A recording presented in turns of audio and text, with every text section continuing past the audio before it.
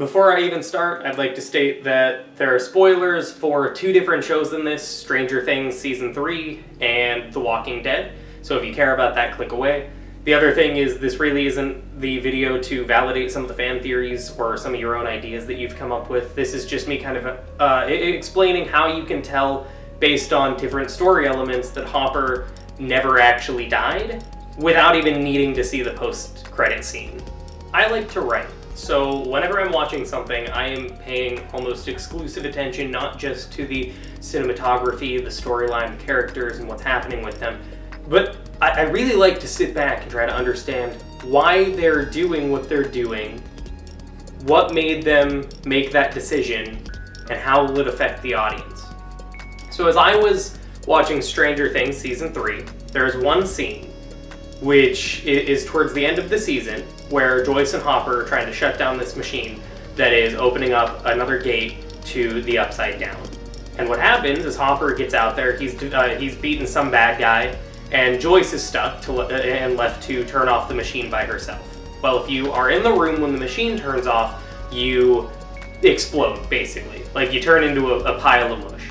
Well, as Hopper was fighting this bad guy, he took this guy and basically threw him into the machine, which was spinning really, really fast, so that he was pretty much toast right after that.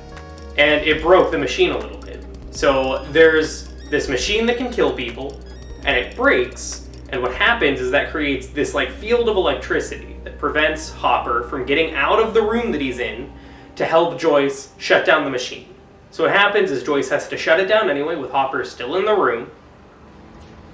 And then whenever it shuts off, it changes camera angles, and it changes to a group of Russian scientists who were coming to see what was wrong with the machine. And whenever it was turned off, you see those 5 Russian scientists turn to mush, and you don't see anything from Hopper. All you see is the scientists. So everybody watching this show is sitting here, or at least most people, because I wasn't believing it. But a lot of people that are watching it were firm believers that Hopper was dead at that moment. And there is a 0% chance that that's true. Now, obviously for a lot of people, their suspicions were kind of confirmed one way or the other at the end because there's a post-credit scene. But I want you to know that there's a way to figure that out before we even get to that scene. And that's by understanding simple storytelling and patterns in said stories. Get on with it. Yes, get on with it! So the reason that they would never kill Hopper in that kind of a way is because Hopper is one of the main characters, and one that I feel like a lot of people have grown some sort of an emotional attachment to. Even though he can be kind of a dick sometimes, and he's not necessarily this flawless character, that's what people like about him. He's this hard guy, and the reason that he has this hard man's man mentality is because he was hurt in the past whenever his daughter passed away. He becomes and is one of the main characters of the entire series, and then he dies, presumably. But the reason that he doesn't die is actually, it's kind of straightforward, and it's one that I feel like not a lot of people think about or consider whenever they're watching. And it's one, there's a few reasons, but the first one is feeling. I think when a lot of people watch movies, TV shows, read books, have anything to do with any amount of storytelling and medium, they kind of take themselves out of it and they fully immerse themselves, which is great. I hope everybody can enjoy different stories that they watch. And when that happens, you're not necessarily thinking about why things are happening, you're just experiencing it and you're appreciating that it's happening. I basically can't do that. I don't know if it's because I'm a cynical jackass or what, but I have a really hard time enjoying stuff without analyzing it like crazy. What I noticed though is the second that Hopper presumably died, they never showed him actually die. And that, right there, without even needing to go into farther detail, is why you know Hopper did not die. Because you, as the viewer, if Hopper died in that moment, and you didn't get to see it, and there's that curiosity and suspicion in the back of your mind like, oh wait, I didn't see him die, is he dead? Like, is he actually... That'll be weird next season if he's not back. Is he actually dead? And that suspicion that you have as the consumer is not what... It is what Stranger Things wants. If that's actually, if that's the feeling that they want to make you have. Say that the character is a little bit up in the air, but not a main character. Like, when someone dies in a movie and you don't see it happen, think about what kind of characters those are. It's like nameless sidekicks. It reminds me of a scene from Austin Powers where Austin Powers' dad is confronted by Dr. Evil's bodyguards, and he's just like, you're not even a main character, just roll over and die. And they do. Do you know who I am? Have you any idea how many anonymous henchmen I've killed over the years? And look at you, you haven't even got a name tag. You've got no chance. Why don't you just fall down? Got some. And that's the kind of thing that you expect from a character with no significance in the movie or TV show. In Stranger Things, Hopper has a massive significance. If they don't show that Hopper dies, then you're confused and you're worried, but you're thinking that he is because they built everything up like he should have, but he's not actually. And it's because of that feeling that you have. If he died and you never saw him again, you only heard stories about him dying, you would be confused, and there would always be that part in the back of your mind like, is he really dead? Think back to Stranger Things Season 2, whenever Bob, Joyce's, Samwise Gamgee, you know, whenever he's in playing Joyce's boyfriend, he has his final scene. He's in the entire season. He becomes a very, very prominent character. Not one of the most prominent, but a pretty prominent one. And whenever they get out of Hawkins' lab, Joyce turns, looks at him, and then he's attacked by like 8 demodogs or whatever.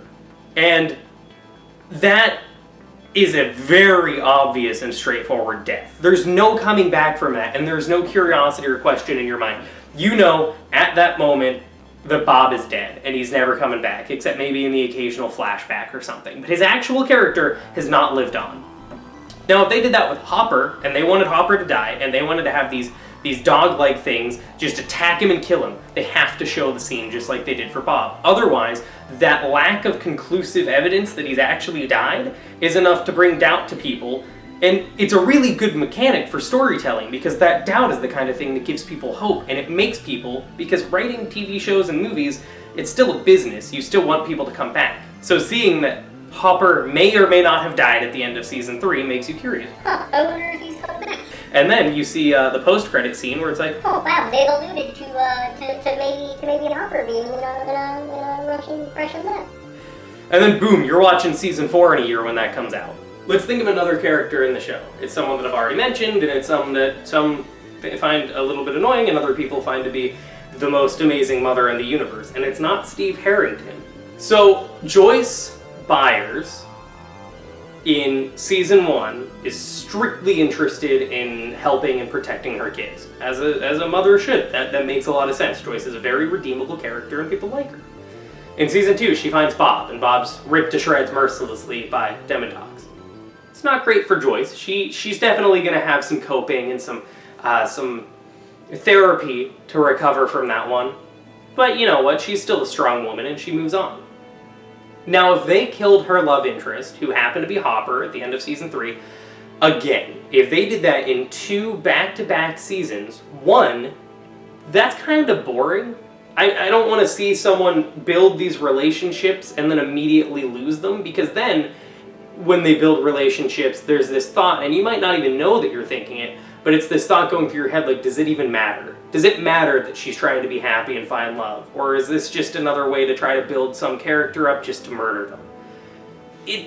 For Joyce, it wouldn't make sense for someone to die again. She's very protective of herself and her kids, and she does not like to totally commit to anything unless it's the safety of her kids. So her committing to a relationship is incredibly difficult. You can tell that with Bob. Bob's a super nice guy, and it took her a while to get there, but she did get there. And then you can see it in Hopper whenever, I forget the guy's name offhand, but the one that was helping them, and Alexei and everything. When he mentions all the sexual tension that Joyce and Hopper is having, that's not just trying to add some comedic value to the show. The purpose of that scene was so that you, the viewer, and Joyce and Hopper, all at the same time, can start to see this relationship actually kind of figure itself out. As the viewer, you're always like, well, yeah, no shit, Joyce and Hopper are going to get together. That just makes sense. But for them, they haven't done that yet. They haven't, especially Joyce. She has not admitted to herself that she has feelings for Hopper. Hopper is trying, and he's put himself out there, but he's not very good at it, so he hasn't been able to commit 100%. So what ends up happening is they find love with each other, and then the second that Joyce is able to admit to herself that she likes Hopper, he dies. That's not healthy. That's not a good use of a character. That's not a good use of romanticism. That's not really a good use of anything, especially if it involves murdering a main character. What would make sense is make Joyce believe that Hopper is dead, and then introduce him later and have her find that thing that she's been longing for.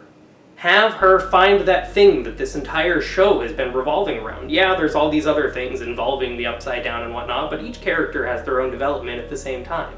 And Joyce's development is protecting and trying to find happiness in a place that it's really hard to find happiness. And that's love, that's Hawkins, it's whatever you want it to be. It's difficult. The only other example of it that I could think of offhand was one example from The Walking Dead. It's not a show that I've seen recently, but I tried to follow through with it a little bit and keep up with really what was happening in the season and all that stuff, or each new season and stuff. But one example that I thought of was a lot of people, it made, pretty big news, and a lot of people were surprised whenever they thought Glenn died before he actually died. So the way that he actually dies later is Negan, I think he's the villain, he comes in with a baseball bat and beats the shit out of his skull until he's dead. You see that happen. You know what happens, you see the body. But the first time, they kind of try to trick the audience before, because what happens is Glenn and this guy, who's a very minor, really insignificant character in the grand scheme of things, they were both stranded on a dumpster, surrounded by walkers, and this guy, this insignificant character, he kills himself, he shoots himself in the head, and his body falls and brings Glenn down to the ground with him. And the end of that episode is Glenn being supposedly attacked by walkers and screaming bloody murder until he's dead.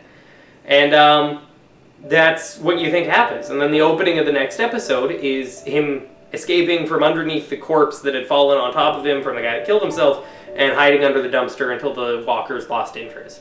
I mean, it's fine. I don't think that was a particularly amazing scene, and it wasn't super surprising to me. But the reason that that Glenn's not going to die in that scene is because they don't actually show it. There's no real confirmation that he's dead, and also there's plausible cause for something else to have happened, and that cause is the guy shooting himself in the head and falling. You don't know what's happening. You're not 100% sure that the walkers are eating this guy or what's happening. But it's a pretty safe bet to connect them and be like, okay, well, this guy killing himself and Glenn falling to the ground and the walkers being around, and then they didn't show Glenn's death. Well, what could have happened? And then you can start piecing stuff together. Well, maybe Glenn jumped in the dumpster whenever he got a second, or maybe he was trapped, or maybe what actually happened is he crawled under the dumpster afterwards. And it's just all these things that start to align, and they start to make a lot of sense. And they, instead of leaving you wondering, going, oh, is Glenn dead? I need to watch the next episode. You can go, okay, that was an interesting scene. I'm curious to know how Glenn gets out of that. Stranger Things at the end, they wanted you to feel sad, but also happy because this big conflict is done, but they want you to think. That's what they wanted.